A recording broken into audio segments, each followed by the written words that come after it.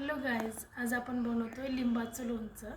त्याकरता मी इथे 10 ते 12 लिंब घेतलेले आहेत, जे की आपल्याला जे लोणचं आहे ना ते गोड बनवायचं आहे, गोड लिंबाचं लोणचं बनवायचं आहे, जे माझ्या मुलाला खूप आवडतं। तर त्यासाठी आपण 10 ते 12 लिंब घेतलेत। त्यानंतर 3 ते 4 लिंबाचा रस घेतला आहे। या चमच्याने 3 ते 4 चमचे मीठ घेतलेलं आहे आणि साखर घेतलेली आहे। साखर आपण या वाटीने मोजून दोन वाट्या साखर घेतलेली आहे। तर हे लिंब छान स्वच्छ धुवून पुसून घेतलेले आहेत, ज्यामध्ये थोडाही पाणी राहायला नाही पाहिजे, नाहीतर आपलं लोणचं खराब होऊ शकतं। त्यासाठी आता आपण अगोदर मीठ टाकूया।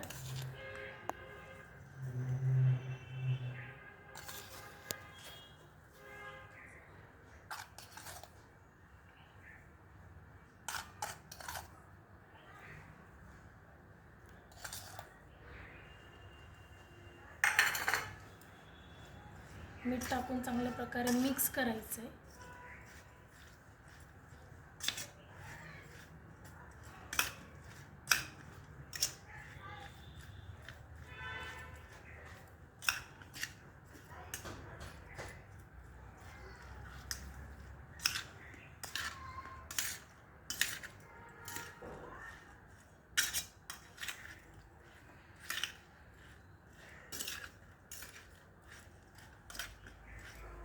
छान मिक्स झालं की यामध्ये हा जो लिंबाचा रस आहे हा घालूया आपण।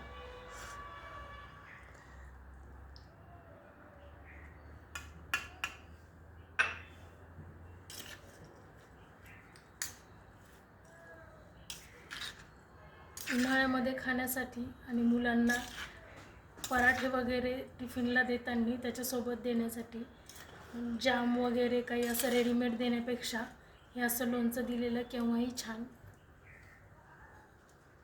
तर ही जी साखर आहे ही आपण या वाटीने 2 वाट्या घेतलेली आहे, पण हे 2 वाट्या साखर आता सध्याच टाकायची नाही आहे।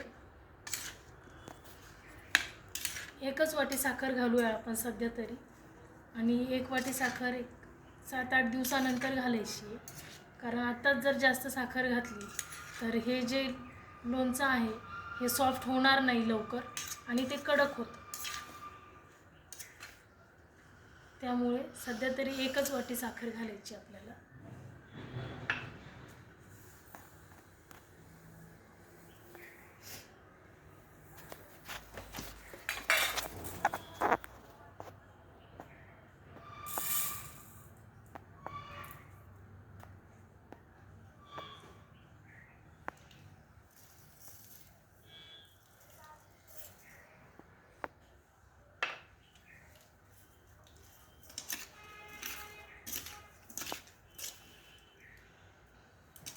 छान मिक्स करून घ्यायचं आहे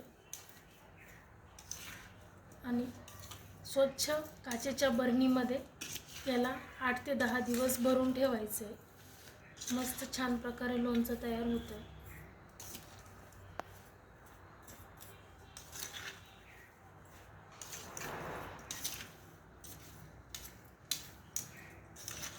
जी काचेची बरणी आहे त्याच्यामध्ये थोडंही पाणी नाही राहिलं पाहिजे। ती स्वच्छ धुवून पुसून आणि थोडा वेळ उन्हात ठेवून नंतरच त्यामध्ये हे लोणचं भरावं। आणि मात्र या लोणचाला रोज सकाळी आणि संध्याकाळी मिक्स करावं।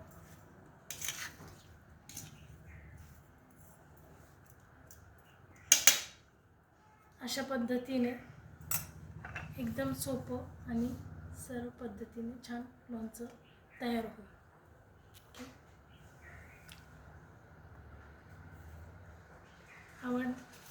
रेसिपी आवडल्यास चॅनलला लाईक करा, सबस्क्राईब करा, शेअर करा।